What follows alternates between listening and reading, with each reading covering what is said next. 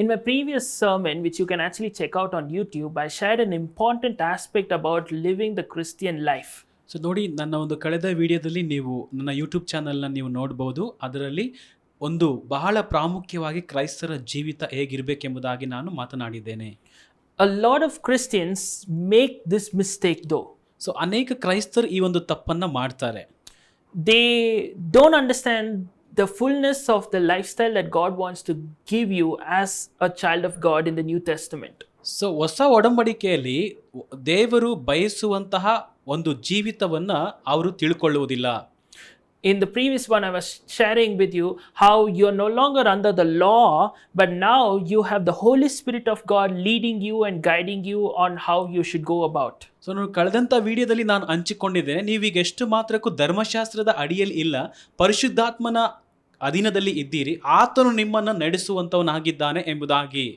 One of the saddest things is that people have over magnified and entirely focused on sin. ಇವತ್ತು ತಪ್ಪು ಏನಂದ್ರೆ, ಅನೇಕ ಜನರು ಪಾಪವನ್ನ ಕುರಿತು ಹೆಚ್ಚಾಗಿ ತೋರಿಸ್ತಾ ಇದ್ದಾರೆ. They're always sin conscious, they're never free, they're always bound, they're never in that place of the kind of life that God wants you to give. So ಅವ್ರು ಯಾವಾಗಲೂ ಕೂಡ ಒಂದು ಪಾಪದ ವಿಷಯದಲ್ಲಿ ಯಾವಾಗಲೂ ಕೂಡ ಮಾತನಾಡುವಂತವರಾಗಿರ್ತಾರೆ. ದೇವರು ಬಯಸುವಂತ ಆ ಒಂದು ಬಿಡುಗಡೆಯ ಜೀವಿತವನ್ನ ಅವರು ಕುರಿತು ಚಿಂತಿಸುವುದಿಲ್ಲ. They're always in that place like, oh, I should not sin, I hope I'm following the law in this, I'm following God's way in this, and they're extremely in that place of bound to that. So ನೋಡಿ, ಯಾವಾಗಲೂ ಕೂಡ ನಾನು ಈ ಪಾಪ ಮಾಡಬಾರ್ದು, ಅಲ್ಲಿಗೆ ಹೋಗಬಾರ್ದು, ಇದನ್ನ ಮಾಡಬಾರ್ದು ಎಂಬುದಾಗಿ ಈ ರೀತಿಯಾಗಿ ಯಾವಾಗಲೂ ಕೂಡ ಈ ಒಂದು ಪಾಪದ ಪ್ರಜ್ಞೆಯಲ್ಲಿ ಜೀವಿಸುವಂತವರಾಗಿರ್ತಾರೆ. See, I'm not asking you to be slack or to have a very, like a fun-filled lifestyle where it's only, filled with sin. I'm not saying continue to have a sinful lifestyle. That's not what I'm saying. ನೋಡಿ, ನಾನು ಹೇಳ್ತಿರುವಂಥದ್ದು, okay, ನೀವು ಪಾಪದಲ್ಲಿ ಮುಂದುವರಿಸ್ರಿ ಅಥವಾ ಚೆನ್ನಾಗಿ ಮನರಂಜನೆಯಾಗಿ ಲೋಕವನ್ನ ಅನುಭವಿಸ್ರಿ ಎಂಬುದಾಗಿ ನಾನು ಹೇಳ್ತಾ ಇಲ್ಲ. But what I'm saying is you don't have to live your entire life only focused on sin. ನಾನು ಏನು ಹೇಳ್ತಿದ್ದೀನಿ ಅಂದ್ರೆ, ನೀವು ನಿಮ್ಮ ಪೂರ್ತಿ ಜೀವಿತವನ್ನ ಬರೀ ಪಾಪವನ್ನು ದೃಷ್ಟಿಸುತ್ತಾ ಜೀವಿಸಬೇಡ್ರಿ ಎಂಬುದಾಗಿ ನಾನು ಹೇಳ್ತಾ ಇದ್ದೇನೆ. Because that will not help you to actually overcome sin. That will cause you to be more into sin. ನೋಡಿ, ಅದು ನಿಮ್ಮನ್ನ ಪಾಪದಿಂದ ಆಚೆ ಬರುವುದಕ್ಕೆ ಅದು ನಿಮಗೆ ಸಹಾಯ ಮಾಡುವುದಿಲ್ಲ, ಇನ್ನು ನೀವು ಹೆಚ್ಚಾಗಿ ಪಾಪದಲ್ಲಿ ಮುಳುಗುವುದಕ್ಕೆ ಅದು ನಿಮಗೆ ಮಾಡ್ತದೆ. Let me give you an example. ಒಂದು ಉದಾಹರಣೆ ನಾನು ನಿಮಗೆ ಕೊಡ್ತೇನೆ. Just close your eyes for a minute. ಒಂದು ನಿಮಿಷ ನಿಮ್ಮ ಕಣ್ಣನ್ನು ಮುಚ್ಚ್ರಿ. Now, ಈಗ don't think of a dog. ನಾಯಿ ಬಗ್ಗೆ ಯೋಚನೆ ಮಾಡಬೇಡಿ. Don't think of a dog. ನಾಯಿ ಬಗ್ಗೆ ಯೋಚನೆ ಮಾಡಬೇಡಿ. No dog, no dog, no dog. ನಾಯಿ ಇಲ್ಲ, ನಾಯಿ ಇಲ್ಲ, ನಾಯಿ ಇಲ್ಲ. Now tell me what came to your mind. ಈಗ ಹೇಳ್ರಿ, ನಿಮ್ಮ ಮನಸ್ಸಿಗೆ ಏನ್ ಬಂತು? A dog, right? ನಾಯಿನೇ ಬಂತಲ್ವಾ? Because the dog was the object of my statement. ಯಾಕಂದ್ರೆ ನಾನು ಹೇಳಿದಂತ ವ್ಯಾಖ್ಯಾನದಲ್ಲಿ ನಾಯಿ ಅನ್ನುವಂಥದ್ದು ಪ್ರಮುಖವಾಗಿತ್ತು. Now I want you to close your eyes. ಈಗ ನಿಮ್ಮ ಕಣ್ಣನ್ನ ಮುಚ್ಚಿ. Now think of a beautiful cat. ಒಂದು ಸುಂದರವಾಗಿರುವಂತಹ ಒಂದು ಬೆಕ್ಕನ್ನ ಯೋಚಿಸ್ರಿ. A cat that's playing. ಆರುವಂತಹ ಒಂದು ಬೆಕ್ಕು. Now tell me, what did you think of? ಈಗ ಹೇಳಿ, ಏನನ್ನು ಯೋಚಿಸಿದ್ರಿ? I'm sure you will say the cat. ನೀವು ಬೆಕ್ಕೆಂಬುದಾಗಿ ಹೇಳ್ತೀರಿ.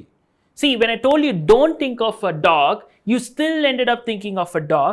Now when I told you think of a cat, now you thought of a cat. Now you did not think of the dog. ನೋಡಿ, ನಾನು ನಿಮಗೆ ಹೇಳಿದೆ ನಾಯಿ ಬಗ್ಗೆ ಯೋಚನೆ ಮಾಡಬೇಡಿ ಎಂಬುದಾಗಿ, ಆದರೂ ನೀವು ನಾಯಿ ಬಗ್ಗೆ ಯೋಚನೆ ಮಾಡಿದ್ರಿ. ಈಗ ಬೆಕ್ಕಿನ ಬಗ್ಗೆ ಯೋಚನೆ ಮಾಡ್ರಿ ಎಂಬುದಾಗಿ ನಾನು ನಿಮ್ಗೆ ಹೇಳಿದೆ, ನೀವು ಬೆಕ್ಕಿನ ಬಗ್ಗೆನೇ ಯೋಚನೆ ಮಾಡಿದ್ರಿ, ನಾಯಿ ಬಗ್ಗೆ ನೀವು ಯೋಚನೆ ಮಾಡಲಿಲ್ಲ.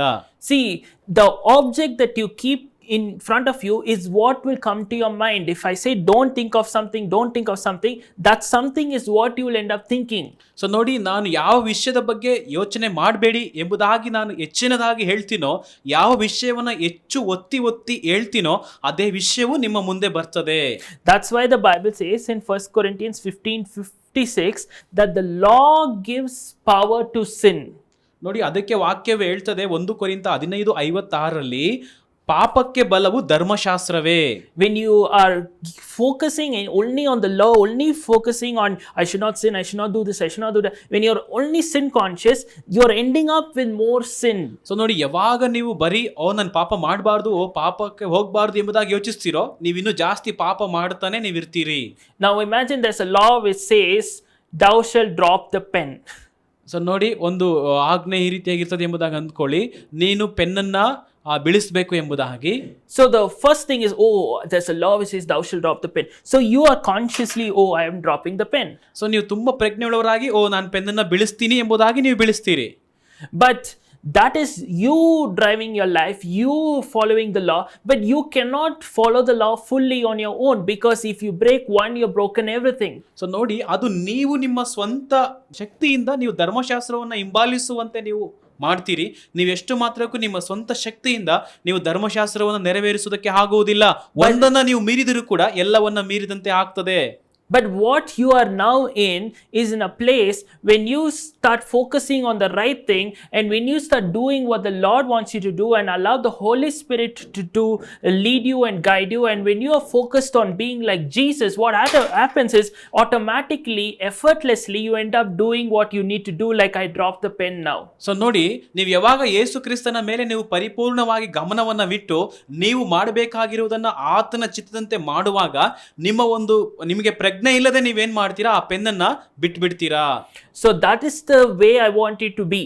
ಆ ರೀತಿಯಾಗಿ ನೀವು ಇರಬೇಕೆಂಬುದಾಗಿ ನಾನು ಬಯಸ್ತೇನೆ. When you focus your mind on the right thing, the wrong thing will automatically leave your life. ನೋಡಿದ್ರಾ, ನೀವು ಯಾವಾಗ ಒಂದು ಸರಿಯಾಗಿರುವಂತ ವಿಷಯದ ಮೇಲೆ ನೀವು ನಿಮ್ಮ ಗಮನವನ್ನ ಇಡ್ತೀರೋ, ಆಗ ಕೆಟ್ಟದು ತಾನಾಗಿಯೇ ನಿಮ್ಮನ್ನ ಬಿಟ್ಟು ಹೋಗ್ತದೆ.